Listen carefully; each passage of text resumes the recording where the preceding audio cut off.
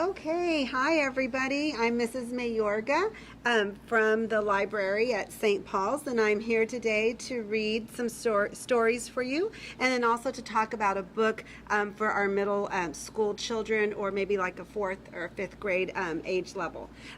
So we're going to start today, and our theme is counting. Counting's always important. So the characters in our stories, the two picture books we're going to read, are counting. Now this one is about Bear, and Bear likes to count, and he's going to count to 5. So let's practice counting to 5. 1, 2, 3, 4, 5. And we can count in Spanish. 1, 2, 3, 4, 5. He only goes to 5 in this book. So this is by Karma Wilson and Jane Chapman. This is the front of our book, this is the spine of our book, and this is the back of our book. And on our spine we have our label here. And our label tells us where this book lives in the library upstairs at St. Paul's Catholic School. Just like your house has an address, so we can locate it, the book has an address so we can locate it. It has an E for everyone and the first 3 letters of the author's last name. And the author's last name is Wilson, so W-I-L. And we open our book and we open to our title page, and this is the title page because it has the title, the author, the illustrator. Remember, the author writes the words and the illustrator draws the pictures, and it has where and who published it. Yes, Paloma? You forgot to do the front. Oh, I did. You were coloring. Oh. I did. I went over the parts of the I was book. writing my book. Oh, you're working on your book. Okay. So let's begin reading. Mouse and Bear share breakfast. Basking in the morning sun, Bear looks up and points, and the bear counts 1. One sun floating high, one giant dragonfly, one robin on her nest, and only one berry left. Numbers and numbers everywhere.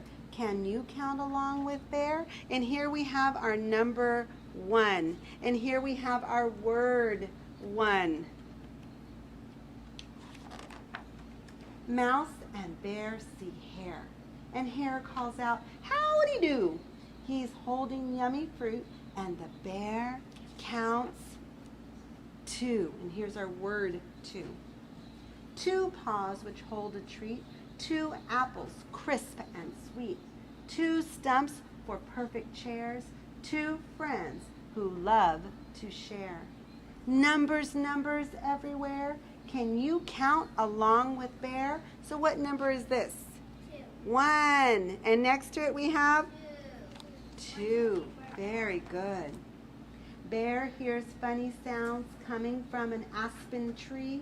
Is it raven, owl, or wren? And the bear counts 3. And this is the word 3. 3 chums who chitter chat, 3 funny muskrats, 3 clouds above the trees, 3 bumbling bumblebees. Numbers, numbers everywhere. Can you count along with Bear? Okay, we're going to start here. This is 1, 2, and 3. Good job. Bear cries, "Look, it's Badger, Mole, and Gopher by the shore." Badger has his fishing pole, and the bear counts 4. And here's our word 4, our number word. 4 fish splish and splash, 4 geese waddle past, 4 turtles on a log, 4 croaking, hopping frogs. So numbers, numbers everywhere. Can you count along with Bear? So let's look at our numbers here. We have 1, 2, 3, and 4. Good job. Mouse squeak, "Let's go swimming." And in the pond they dive.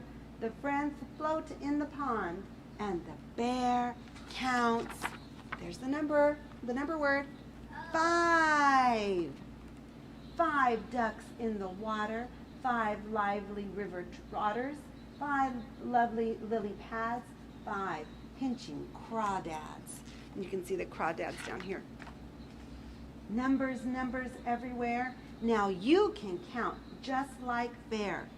1, 2, 3, 4, 5. Let's count in Spanish. 1, 2, 3, 4, 5. Good.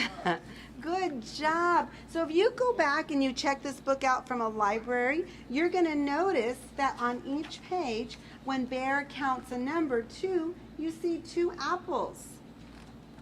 When Bear counts to 3, there's our number word 3. Look, there are the 3 muskrats and the 3 clouds in the sky and the 3 bees. And when Bear counts to, here's our number word. What number word is that? 4. Look, let's count the fish. 1, 2, 3, 4. Let's count the geese. 1, 2, 3, 4. And the hopping frogs. 1, 2, 3, 4. Good job. Oh, and the turtles. 1, 2, 3, 4. And, oh, look, they're swimming. They're swimming. Let's look at the next page. What number word is this? 5. And let's count the ducks. 1, 2, 3, 4, 5. Let's count the otters. 1, 2, 3, 4, 5. And the lily pads. 1, 2, 3, 4, 5. And the crawdads. 1, 2, 3, 4, 5. So this book is full of counting so you can practice counting from 1 to 5. 1, 2, 3, 4, 5. Let's try Spanish. 1, 2, 3, 4, 5. Good job. Yes, Miss Paloma. Can we do like the spine, the front, the back? Yes, I will do it with the next book. You were creating your book over there, which is also a good idea to oh, I love your picture. I love the way you colored it. That's beans from the box. Oh, okay. So this is Russell. Now, Russell the sheep. Oftentimes when you can't sleep at night, they tell you to count sheep. Well, Russell's having some trouble sleeping, so he tries counting different things. So what part of the book is this? Front. And the front. And this is the, right, Paloma, the spine, the back. And here on my spine, which keeps my book straight and tall like the spine in our back, is my label. And on the label, it's like the address that you have at home. This is the address for my book and where it lives upstairs in the library at St. Paul's. It has an E for everyone and the first 3 letters of the author's last name. E for everyone or easy. So we're going to open our book here. And this is the title page. We have our title, Russell the Sheep by Rob Scotton. He both wrote the words, he's the author, and the illustrator drew the pictures. And it's we have our publisher and where it was published. Russell the sheep lived in Frog's Bottom Field. At the end of a long, busy day,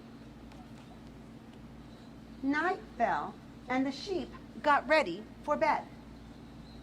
Soon all was quiet, except for Russell. No matter how hard he tried, Russell could not fall asleep. Maybe if it were really dark, he thought, I'd be able to sleep. But the really dark really scared him. Perhaps I'm too hot, he thought. Perhaps I'm not. Oh, I'm so cold. Russell pulled up a pillow, but the pillow hopped away, hopping mad. Maybe, it was a frog. Maybe I need a better place to sleep, he decided, and he went for a walk. Russell spied the trunk of the rusty car. It was too cramped. He tried the hollow of a tree, but that was too creepy.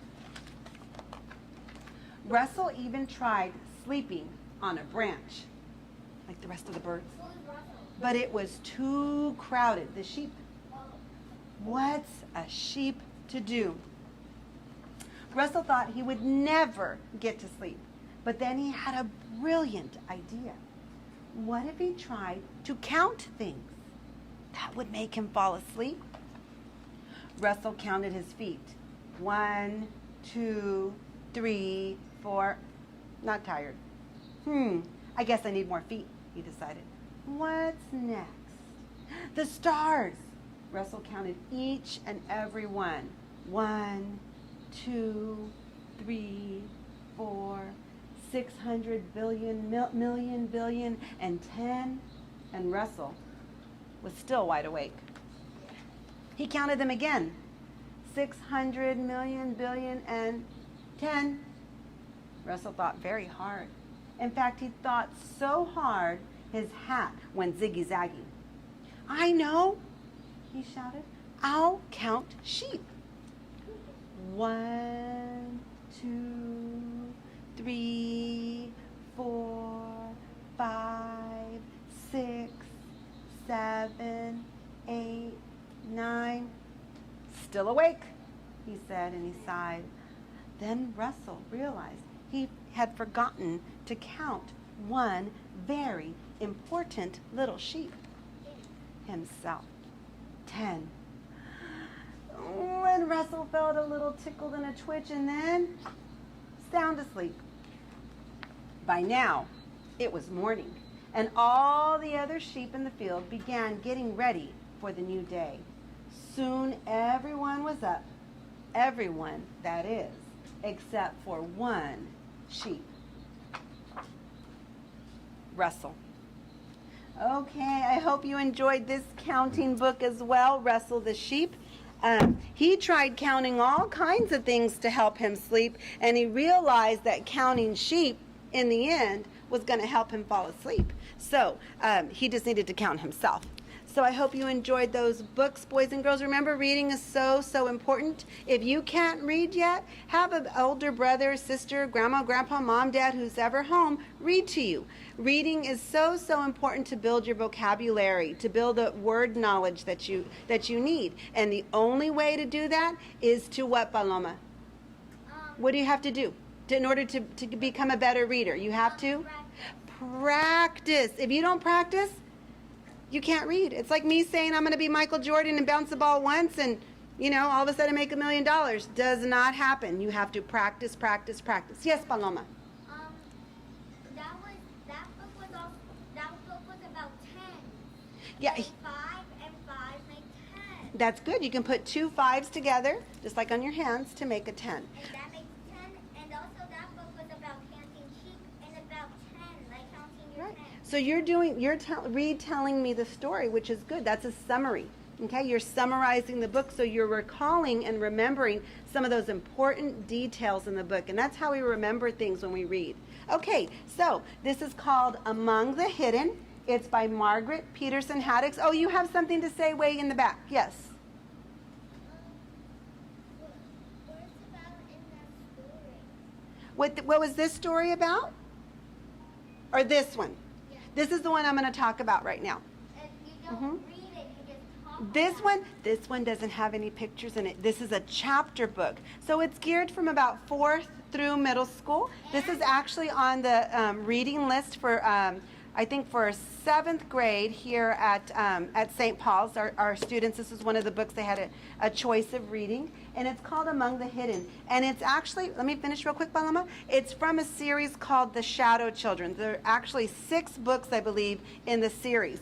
And this is by Margaret Peterson Haddix. She's written several series. So if you enjoy stories that continue, even though you finished one novel, she's a good author. She's got a couple of different series out there. So this is by Margaret Peterson Haddix, and it's called Among the Hidden. It's about the shadow children. Now, what would you do if a family was only allowed to have 2 children? And that's it. Just 2 children. And the reason the world created this law, it's not just for one country, it was a law created, was to keep the population from starvation. But Luke, you see, he's the 3rd child, and he has to be hidden. He's got a good life because he lives on a farm, and he's got a big woods and behind his house, so he's allowed to go outside. Nobody knows that he exists. even his cousins or his aunts, nobody knows that he has been born because it is against the law.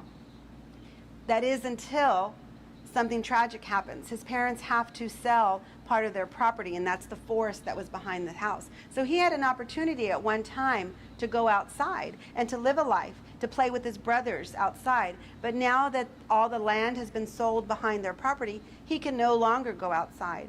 And then he can no longer venture downstairs because they are afraid that the people outside are going to see his shadow.